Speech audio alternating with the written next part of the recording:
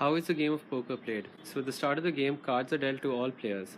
Then one by one, they place their bets or they fold if they don't want to bet. Once the bets have been met by all players, their cards are revealed and the winner is decided. In our version of the game over here, we'll be making some assumptions. Firstly, that there are only two players. So as soon as they match their bets, cards will be shown and the winner will be revealed. The second assumption is that player 1 is a more experienced player. As a result, not only can he figure out what player 2's strategy will be, that is whether player 2 is more likely to bet or to fold, he can also figure out whether player 2 is holding better cards than him or whether he's holding better cards than player 2. The last assumption that we're making is that both players have the same amount of money.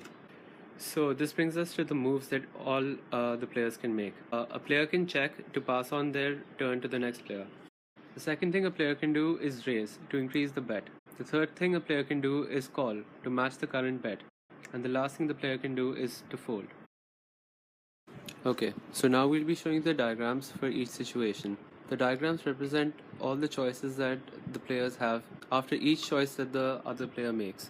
So, for example, right now, player 1 can either check or he can raise at the start. And then as a consequence, player 2 has a couple of different responses to that situation. So the first situation we'll be looking at is when player 2 is more likely to fold. The first case is that player 1's turn is first. So if player 2 has better cards and is more likely to fold, player 1 will just try his best to bluff his way through it. This will be marked with a red pen. It is also possible that player 1 actually has better cards than player 2. So in this situation, the best option for player 1 is to just raise, and this will be marked with the black pen. Up till now, we are considering situations where player 1 began. So in this case, player 2's turn is first. So in this case, if player 2 has better cards, the rationale for player 1 remains the same. He should stick to bluffing, and this will be marked with the red pen.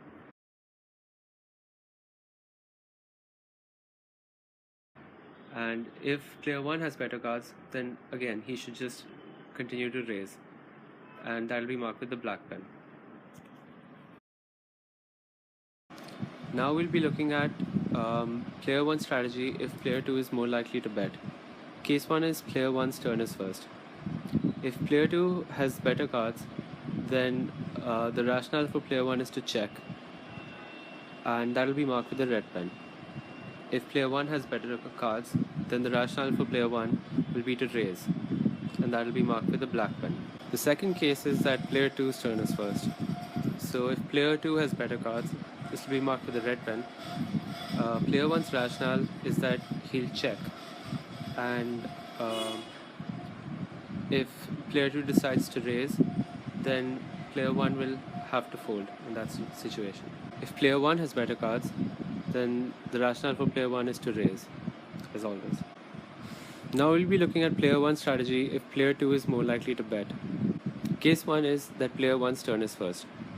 So if player 2 has better cards, this will be marked with the red pen. The rationale for player 1 is to check. This is because player 2 is more likely to place a bet. So if player 1 raises, this can mean that player 1 will end up losing the money he raises. So he should check and cut his losses. If player 1 has better cards, this will be marked with the black pen, then player 1 should raise, as always. The second case is that player 2's turn is first. So here, if player 2 has better cards, this will be marked with the red pen, then the rationale for player 1 is that he should check if player 2 checks, so that he ends up not making any losses. And if player 2 is to raise, then the rationale for player 1 is to fold, to make sure he doesn't make any loss. If player 1 has better cards, then the rationale for him is to raise.